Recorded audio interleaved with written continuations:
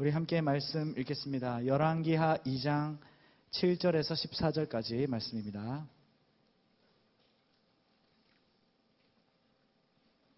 열왕기하 2장 7절에서 14절. 오늘 공과 60일과 차례와 함께 나가도록 하겠습니다.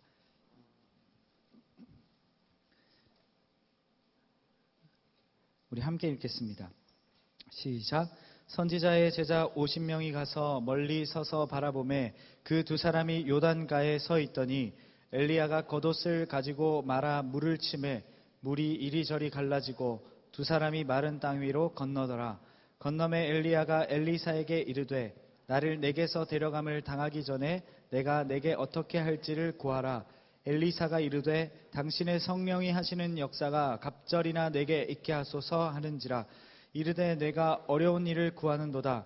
그러나 나를 내게서 데려가시는 것을 내가 보면 그 일이 내게 이루어지려니와 그렇지 아니하면 이루어지지 아니하리라 하고 두 사람이 길을 가며 말하더니 불수레와 불말들이 두 사람을 갈라놓고 엘리야가 회오리 바람으로 하늘로 올라가더라. 엘리사가 보고 소리 지르되 내 아버지여 내 아버지여 이스라엘의 병거와 그 마병이여 하더니 다시 보이지 아니하는지라. 이에 엘리사가 자기의 옷을 잡아 둘로 찢고 엘리야의 몸에서 떨어진 겉옷을 주워 가지고 돌아와 요단 언덕에 서서 엘리야의 몸에서 떨어진 그의 겉옷을 가지고 물을 치며 이르되 엘리야의 하나님 여호와는 어디 계시나이까 하고 그도 물을 치매 물이 이리저리 갈라지고 엘리사가 건너니라. 아멘. 우리 함께 찬양하겠습니다. 함께 가사를 보며 세상 다 변하고 세상 다 변하고 이 삶의 끝이 와도 주 없인 살 수 없네. 주만이 내 영광 변치 않는 진리 주 없인 살 수 없네. 다시 한 번 더. 세상 다 변하고 세상 다 변하고 이 삶의 끝이 와도 주 없인 살 수 없네. 주만이 내 영광 변치 않는 진리 주 없인 살 수 없네. 우리의 신앙을 고백합니다. 내 주 없이 주 없인 살 수 없네. 내 주 없인 살 수 없네. 내 인생의 등대 내 삶의 소망 내 주 없인 살 수 없네. 다시 한 번 더. 내 주 없인 살 수 없네.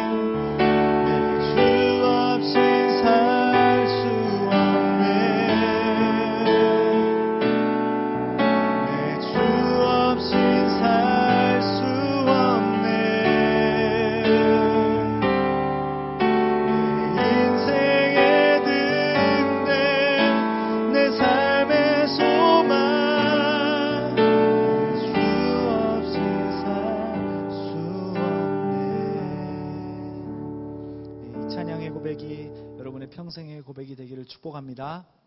네. 시험이 끝난 친구들도 있을 테고 아직 기말고사 중인 친구들도 있을 것입니다. 왜 또 시험 얘기 하나? 그렇죠.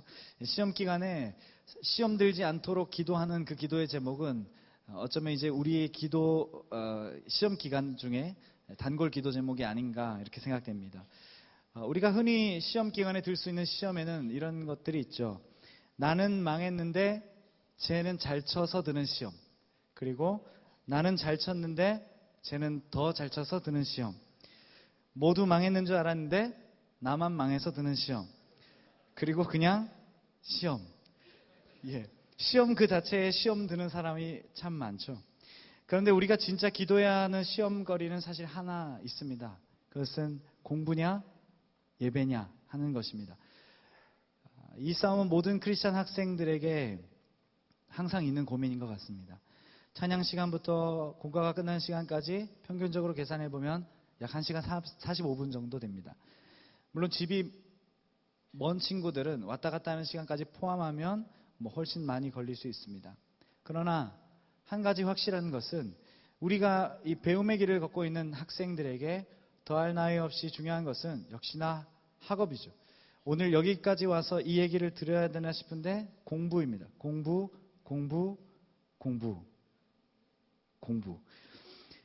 그러나 공부 못지않게 크리스찬에게 있어서 중요하게 여겨야 되는 것은 바로 예배입니다. 하나님을 만나는 이 주일의 예배가 여러분의 삶을 바꿀지도 모릅니다. 짧게는 2시간, 오가는 시간을 포함해서 길게는 한 5시간 이상 걸리는 이 주일의 예배가 여러분의 가치관과 생활과 말투까지도 모두 바꾸게 될지도 모르는 일입니다. 그러므로 우리는 오늘 이 잔소리를 한번 새겨드려야 될 것입니다. 공부와 예배를 바꾸지 마십시오. 공부와 예배를 바꾸지 마십시오. 자, 우리 서로 바라보면서 공부와 예배를 바꾸지 말자. 아멘. 아멘이 없는 걸 보니 아멘. 예배를 사랑하지 않는 부모에게 자라난 학생이 있다고 칩시다. 그 학생이 과연 어떻게 예배를 사랑하게 되겠습니까? 100에 하나, 1000에 하나, 아니 만에 하나 있을지 모르겠지만 고3 한 해 동안은 예배 가지 말고 독서실 가서 성경 읽고 기도만 해 라고 하는 부모의 조언을 새겨들은 학생이 그 다음 해에 야베스에 가서 하나님을 만날 확률이 몇 %나 되겠습니까? 여러분, 예배를 사랑하십시오. 하나님과 만나는 이 시간을 조금만 더 소중히 여겼으면 좋겠습니다. 삶의 주인이 누구인지 고백하는 시간이 바로 이 예배의 시간입니다. 주일에 우리의 발걸음을 보면 주일의 주인이 누구인지를 설명합니다. 주일에 우리의 발걸음을 보면 주일의 주인을 알 수 있습니다. 교회로 또는 하나님께로 나오는 발걸음은 주일의 주인을 하나님이라고 고백하는 발걸음입니다. 그러나 다른 길로 발걸음을 옮기는 사람은 주일의 주인이 적어도 하나님은 아닐 것입니다. 여러분을 만드신 분이 창조주 하나님이십니다. 창조주 하나님께 나온 하나님의 걸작품인 여러분, 하나님께서 오늘 예배 가운데 여러분들을 깊이 만나주시기를 기도합니다. 그리고 여러분의 인생이 오늘 하루 이 예배로 인해서 천국으로 바뀌는 은혜가 있기를 축복합니다. 우리 교회에서 담임 목사님과 원로 목사님을 위해서 기도할 때 우리 교회만 하는 특별한 기도 제목이 있습니다. 아마 선생님들은 더 잘 아실 텐데 그것은 담임 목사님과 원로 목사님께 엘리사의 영감에 7배를 더하여 주시옵소서. 어떻게 잘 알죠? 수영로 교회 다니시나요? 예. 자, 그것은 담임 목사님과 원로 목사님께 엘리사의 영감에 7배를 더하여 주시옵소서라는 기도입니다. 그런 의미에서 우리 수영로 교회에 있어서는 가장 친숙한 인물이 바로 엘리사가 아닌가 이렇게 생각해 봅니다. 그가 구했던 엘리야의 성령이 하시는 역사가 과연 얼마나 컸길래 거기에 갑절을 달라고 했을까요? 게다가 우리는 왜 거기에 7배를 더해서 우리 담임 목사님과 원로 목사님에게 부어주시도록 새벽마다 기도회 때마다 예배 때마다 기도하는 것일까요? 얼핏 보면 오늘 본문은 단순히 엘리야의 리더십 승계 과정과 엘리야의 승천 그리고 이 엘리야의 리더십을 이어받은 엘리사의 모습을 그리는 것 같이 보입니다. 그러나 열왕기상 19장부터 오늘 열왕기하 2장 14절에 이르기까지 엘리야가 등장한 이후에 생겼던 일들을 한번 찬찬히 살펴보면 하나님께서 엘리야를 통해서 우리에게 무엇을 말씀하고 싶은지를 우리가 알 수 있습니다. 우선 엘리사를 한번 살펴보겠습니다. 엘리사는 마라토너 같은 사람입니다. 한순간 타올랐다가 한순간 식어버리는 냄비 같은 사람이 아니었습니다. 엘리사의 기도를 보면 엘리야의 탁월함을 구하는 것 같이 보이지만 실제로는 그렇지 않습니다. 그는 꾸준하게 성령을 사모하고 성령을 구했던 사람입니다. 그랬던 그였기 때문에 엘리야가 엘리사에게 내게 무엇을 해주기를 원하느냐 이렇게 물었을 때 곧바로 성령을 구했던 것입니다. 본문에 기록된 것처럼 엘리사가 기도할 때 엘리야의 성령이 하시는 역사가 갑절이나 있게 하소서 이렇게 기도했던 것을 보면 단순히 성령의 능력만을 구하는 사람으로 엘리사가 그렇게 보일 수 있습니다. 그러나 그의 기도에서 중요한 것은 성령이 하시는 역사가 아니라 성령이 하시는 역사였습니다. 역사입니다. 역사보다 중요한 것은 그 역사가 과연 누구의 역사이냐, 누구의 일하심으로 나온 결과이냐라는 것이죠. 엘리사가 무엇을 구하고 있습니까? 역사입니까? 성령입니까? 성령인 것이죠. 성령께서 하신 일들이 자신에게도 나타나기를 구하고 있는 것입니다. 우리의 삶에도 성령이 일하시면 놀라운 일이 일어나는 줄 믿습니다. 많은 변화들이 실제로 우리의 삶에 성령이 임하시면, 우리가 성령을 구하는 삶을 살 때 그러한 놀라운 변화들이 있게 되는 것입니다.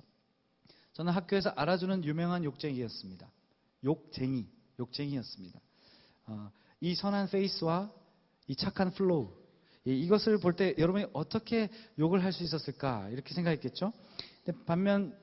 근데 여러분의 반에서 욕을 좀 심하게 한다.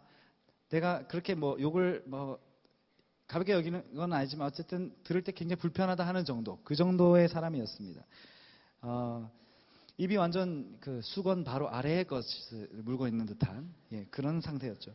말 중간중간 10원짜리가 항상 나오고 100원짜리도 나오고 온갖 욕을 생산하는 마치 욕의 어떤 공장과도 같았습니다. 실제 친구들 중에서 제게 새로운 욕을 아침마다 배우러 오는 친구가 있을 정도로 제가 잠깐 묵상하다가 떠오르는 것들 하나씩 던져주면 그 아이들이 하루 종일 그 욕을 가지고 노는 것을 보면서 굉장히 뿌듯하고 오늘도 나의 어떤 이 새로운 욕들이 우리 학교를 깨끗하게 하고 친구들의 관계를 돈독하게 한다 하는 그런 마음의 어떤 자부심도 있었습니다. 늘 아침마다 몇 명씩 와서 오늘 새로운 욕이 없냐고 하면 그 친구의 얼굴을 보면서 한마디씩 뱉어주곤 했습니다. 물론 지금 이 모습을 만약에 친구들이 먼저 설교하고 찬양하고 기도하고 막 눈물 흘리고 하는 이 모습을 보면 아마 제 친구들 깜짝 놀랄 것입니다. 근데 얼굴이 지금 너무 잘생겨져서 못 알아보겠지만 아닙니다. 근데 여러분이 생각하는 그 잘생김이 아니라 이게 지금 잘생겨진 상태입니다. 지금 최상의 상태. 이게 최적의 상태입니다. 그러니까 잘생긴 게 아니라 이게 지금 제 인생의 제 최고 절정기라는 거죠. 아무튼 제가 욕을 참 잘했습니다. 입에 착착 감기도록 잘하고 제가 여러분 혹시나 제가 나쁜 짓을 너무 많이 했어요. 귓속말로 욕해 주세요 하면 제가 한번 시원하게 사이다 같이 한번 쏟아드리겠습니다.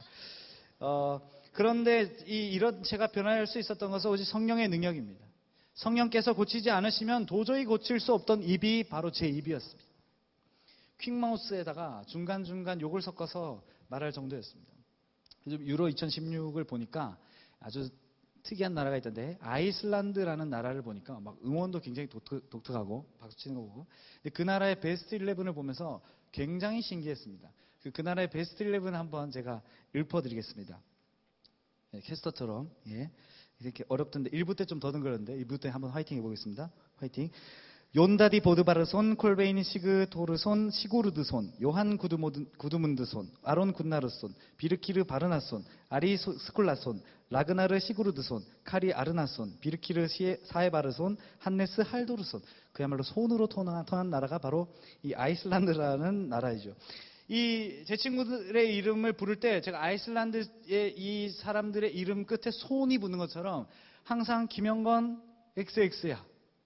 최종호 XX야. 1부 때는 최종호까지 했는데 신동일 XX야. 이렇게 했는데 제 친구들 안 믿는 친구라서 이 유튜브를 봤으면 하는 마음에서 꼭 예수 믿으라고 최종호, 신동일 예수 믿었으면 좋겠다. 자, 항상 그 친구들에게 이름 뒤에 손을 붙이듯이 막 이렇게 욕을 붙였습니다. 이런 저에게 진짜 성령이 아니면 변화라는 것은 있을 수 없었습니다. 하나님을 만나고 나니까 그나마 이 정도 변화된 것입니다. 마라토너와 같은 엘리사는 성령을 구하고 있습니다. 여러분, 신앙의 지구력, 끝까지 마라톤처럼 달려갈 수 있는 지구력은 오직 성령으로부터만 오는 것입니다. 꾸준히 신앙생활을 할 수 있는 힘은 성령님만이 주시는 것입니다. 엘리사는 자신을 따라오지 말라고 만류하는 그 엘리야의 만류에도 불구하고 끝까지 엘리야를 따라가는 모습을 볼 수 있습니다. 이러한 지구력 역시 성령 때문입니다. 엘리사는 엘리야의 사역의 원천이 바로 성령님이었다라는 사실을 알았던 것이죠. 엘리야가 그 자체로 탁월함을 갖춘 것이 아니라 성령께서 탁월하게 하셨다라는 것을 알았던 것입니다. 엘리야의 사역의 근원은 엘리야라는 그 한 사람의 지혜나 경험이나 지식 그 때문이 아니라 성령 때문이다라는 것을 엘리사가 알았던 것이죠. 엘리야 역시 성경이 그에 대해서 말하는 것 같이 우리와 성정이 같은 사람, 인간입니다. 그러므로 그도 역시 연약한 존재이죠. 그랬기 때문에 성령의 도움을 따라 사역했던 것입니다. 그러한 점에서 우리가 성령의 도움을 구하는 것은 어떤 면에서 우리의 연약함을 하나님 앞에 인정하는 것과도 같습니다. 그래서 성령님 도와주십시오. 성령님 우리에게 찾아와 주십시오. 라는 문장은 다르게 말하면 주님 저는 못합니다. 주님 저는 연약합니다. 라는 고백입니다. 그러나 우리의 이 연약함은 하나님의 그 완전하심을 드러내는 도구인 줄 믿습니다. 연약할수록 감사할 수 있는 것은 하나님의 완전하심이 연약한 우리를 통해서 드러나기 때문입니다. 엘리야 역시 성령의 도움을 구해야 되는 인간이라는 사실을 알고 있었습니다. 즉 성령이 아니면 감당하지 못할 일들을 지금 엘리야가 하고 있다는 사실을 엘리사는 알아차렸던 것이죠. 연약한 우리에게도 필요한 기도는 바로 성령님 도와주세요입니다. 성령을 구하는 삶을 사는 여러분들 되시기를 바랍니다. 그래서 성령이 충만한 여러분들 되시기를 축복합니다. 열왕기상 19장 16절에 보면 엘리사는 하나님께서 선택한 사람이다라는 것을 우리는 알 수 있습니다. 19장 16절에 이렇게 말씀합니다. 너는 또 님시의 아들 예후에게 기름을 부어 이스라엘의 왕이 되게 하고 또 아벨 무올라사밧의 아들 엘리사에게 기름을 부어 너를 대신하여 선지자가 되게 하라. 하나님께서 이때부터 엘리사를 점 찍으시고 하나님의 사람 그리고 선지자로 훈련시키십니다. 한편 엘리야는 끊임없이 하나님만이 능력이시고 주인이시라는 사실을 백성에게 가르치고 있습니다. 열왕기상 18장에 보면 바알이라는 우상을 섬기는 450명의 선지자들이 등장합니다. 이들은 바알을 주인으로 생각하고 살았던 사람들이죠. 엘리야는 이들과 영적 전쟁을 하게 됩니다. 주인 전쟁이죠. 이 땅의 진짜 주인이 누구인지를 가리는 전쟁이었습니다. 그런데 사실 이 전쟁도 역시 하나님만이 능력이시고 하나님만이 이 땅의 주인이시다라는 사실을 알리기 위한 그런 의도를 가지고 있었습니다. 물론 이 전쟁으로 인해서 인간적으로 엘리야의 위상은 올라갔을 것입니다. 그에게 가르침을 받았던 선지자 학교의 학생들은 엘리야의 모습을 보면서 굉장히 큰 도전을 받았을 것입니다. 나도 엘리야 선지자처럼 저렇게 일하고 싶다. 그러나 엘리야는 자신을 드러내기 위한 전쟁이 아니라 하나님과 그의 이름을 드러내기 위한 그러한 전쟁을 치르고 있습니다. 진짜 주인을 드러내고자 하는 전쟁을 치르고 있습니다. 바알의 선지자들이 자신의 종교적 행위로 엘리야와 열심히 싸워보았습니다. 몸을 해가며 종교 행위를 해가며 싸웠지만 실패했습니다. 종교적 열심만으로는 부족한 것이 우리의 신앙생활이라는 교훈을 우리에게 주고 있죠. 아무리 뜨거워도 가짜를 따르면 그 뜨거움은 아무 능력이 없습니다. 아무리 뜨거워도 진리가 없으면 그 뜨거움은 헛된 것입니다. 바알을 따르던 선지자들을 물리친 엘리야는 열왕기상 18장 36절에서 이렇게 말씀하고 있습니다. 저녁 소재 드릴 때에 이르러 선지자 엘리야가 나아가서 말하되 아브라함과 이삭과 이스라엘의 하나님 여호와여 주께서 이스라엘 중에서 하나님이신 것과 내가 주의 종인 것과 내가 주의 말씀대로 이 모든 일을 행하는 것을 오늘 알게 하옵소서. 아멘. 이 바알과의 영적 전쟁에는 하나님이 이스라엘의 하나님이라 하는 그 사실을 알게 하려는 의도가 있다는 것입니다. 여러분, 우리의 주인은 오직 하나님뿐이십니다. 동의하십니까? 따라합시다. 우리의 주인은 오직 하나님뿐이십니다. 아멘. 우리의 삶의 주인도 하나님이시고 우리의 삶의 주관자 역시 하나님이십니다. 이것을 알게 하려는 전쟁이 바로 바알 선지자와의 전쟁이었습니다. 그랬더니 이어지는 열왕기상 18장 39절에서 백성들이 이렇게 대답합니다. 모든 백성이 보고 엎드려 말하되 여호와 그는 하나님이시로다. 여호와 그는 하나님이시로다. 자, 모든 백성들의 반응을 보십시오. 여호와 그는 하나님이시로다. 여호와 그는 하나님이시로다. 이렇게 반복해서 말하고 있습니다. 진짜 주인이 누구인지를 알게 되어서 그에게 엎드려서 경배하고 있는 것입니다. 여호와 그는 실로 하나님이시로다. 우리 한 번 더 따라했으면 좋겠습니다. 여호와 그는 하나님이시로다. 믿습니까?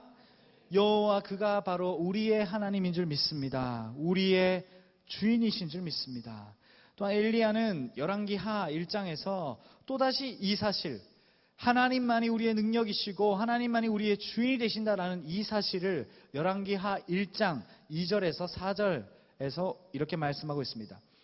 아하시아가 사마리아에 있는 그의 다락 난간에서 떨어져 병들매 사자를 보내며 그들에게 가서 이르되 가서 에그론의 신 바알세붑에게 이 병이 낫겠나 물어보라 하니라. 여호와의 사자가 디셉 사람 엘리야에게 이르되 너는 일어나 올라가서 사마리아 왕의 사자를 만나 그에게 이르기를 이스라엘에 하나님이 없어서 너희가 에그론의 신 바알세붑에게 물으러 가느냐. 그러므로 여호와의 말씀이 내가 올라간 침상에서 내려오지 못할지라 네가 반드시 죽으리라 하셨다 하라. 엘리야가 이에 가니라. 아하시아 왕이 등장하는데요. 아하시아 왕이 다락 난간에서 떨어져 병들게 됩니다. 왕이 굳이 왜 다락에 들어간지는 모르겠지만 어쨌든 많이 다쳐서 병들게 되었습니다. 아무튼 거기서 떨어져서 병에 들게 되고 아하시아 왕은 사자를 보내게 되죠. 바알세붑이라는 우상에게 이 병이 과연 나을 수 있는 병인가? 다락 난간에 떨어져서 다친 이 병이 과연 나을 수 있는 병인가를 물어보고 오라. 이렇게 사신을 보냅니다. 그때 여호와의 사자가 아하시아에게 보내는 가정통신문을 들고 엘리야에게 이렇게 전달합니다. 이스라엘에 하나님이 없어서 바알세붑이라는 우상에게 물어보러 가느냐? 내 이놈 네가 반드시 죽을 것이라. 이런 호통을 쳤습니다. 구약에 보면 많은 하나님의 이름이 등장합니다. 그 중에서 가장 좀 독특한 이름이 있다면 바로 질투하시는 하나님, 질투하시는 하나님이라는 이름입니다. 하나님은 당신의 백성에게 찬송 받으시기 원하십니다. 또 하나님만이 삶의 주관자이십니다. 이런 고백도 듣기 원하십니다. 그러므로 우리가 주일 찬양 시간마다 반드시 하나님만이 우리의 삶의 주인이십니다. 다른 신은 헛된 것입니다. 라는 것을 고백해야 합니다. 우상신 바알세붑에게 자신의 병이 나을 수 있는 병인지를 물으려고 했던 그 아하시아 왕에게 이 질투하시는 하나님이 거룩한 질투를 시작하십니다. 그리고는 너는 죽게 될 것이다. 이렇게 말씀하죠. 우상은 인간이 스스로 만들어낸 것입니다. 우리의 손으로 세운 우상보다 우리를 손으로 지으신 하나님이 훨씬 뛰어나십니다. 이런 문장을 입으로 고백하는 것이 죄송할 정도로 하나님은 우상 따위와 비교될 수 없으신 분이십니다. 여러분은 누구에게 경배하는 삶을 살고 계십니까? 여러분의 삶의 주인은 누구입니까? 하나님께서 아하시아 왕의 고백을 들으신 이후에 진노하신 것은 하나님이 아닌 다른 주인을 삶의 주인으로 모시고 사는 그 사람에 대한 거룩한 질투 때문입니다. 하나님의 엘리야를 통해서 끊임없이 외치시죠. 하나님만이 능력이다. 나만이 너의 주인이다. 나 여호와만이 이 땅의 주인이다. 엘리사는 이렇게 계속해서 백성과 땅을 향해 외치는 이 엘리야의 고백 속에서 무엇인가 한 가지 중요한 것을 발견했습니다. 그리고 마라토너와 같이 포기할 줄 모르던 이 영적 지구력이 강했던 그는 엘리야를 끝까지 따라가서 그것을 구하기로, 그가 발견한 그 중요한 그 한 가지를 구하기로 결심합니다. 그것이 무엇이었을까요? 그의 카리스마였을까요? 리더십? 담대함? 쉼없이 외치고도 쉬지 않는 엘리야의 목소리였을까요? 아닙니다. 우리 오늘 본문에 있는 9절 말씀을 함께 읽겠습니다. 열왕기하 2장 9절 말씀 함께 보겠습니다. 시작. 건너매 데려감을 당하기 전에 내가 네게 어떻게 할지를 구하라. 엘리사가 이르되 당신의 성령이 하시는 역사가 갑절이나 내게 있게 하소서 하는지라. 아멘. 엘리야는 자신이 죽음을 경험하지 않고 승천하게 될 것을 미리 알았던 것 같습니다. 1절에 보면 여호와께서 회오리 바람으로 엘리야를 하늘로 올리고자 하실 때에 엘리야가 엘리사와 더불어 길갈에서 나가더니 라고 기록된 것을 보면 회오리 바람으로 엘리야를 하늘로 올리겠다는 그 사실을 엘리야에게 말했고, 또 뒤에 보면은 그 주변에 있는 선지자 학교에 있는 학생들도 알았던 것 같습니다. 그는 끝까지 자신을 따라오는 엘리사에게 묻습니다. 자, 그래 엘리사야, 내가 내게 무엇을 해주기를 원하느냐. 엘리야의 질문에 엘리사가 대답합니다. 당신의 성령이 하시는 역사가 갑절이나 내게 있게 하소서. 엘리야, 당신의 성령이 하시는 역사가 갑절이나 내게 있게 하소서. 사실 이 갑절은 양을 뜻하는 것이 아닙니다. 두목, 장자의 몫이라고 하는 두 몫을 말하는 것이죠. 이것은 이 저자가 쓰기에 엘리사가 엘리야의 공식적인 후계자다, 이것을 말하는 것이죠. 또한 나아가서 엘리사는 엘리야의 사역을 보면서 그 사역들, 그 엄청난 사역들을 감당하게 하는 것은 오직 성령의 능력뿐이라 라는 사실을 깨달았던 것 같습니다. 하나님이 주인된 삶을 사는 사람, 끝까지 하나님을 붙드시는 사람에게 하나님이 하나님의 일을 보여준다라는 사실을 엘리사가 알았던 것이죠. 엘리야는 하나님의 뜻을 따라 움직였던 사람입니다. 그리고 하나님께서는 그런 신실한 엘리야를 통해서 일하셨습니다. 여러분, 하나님은 하나님의 뜻을 따라 살고 하나님이 주인된 삶을 사는 사람을 쓰시는 줄 믿습니다. 그를 통해 하나님의 일들을 행하는 겁니다. 하나님이 아닌 다른 것들을 주인으로 생각한다면, 그렇게 주인으로 모시고 있다면 주인을 바꾸십시오.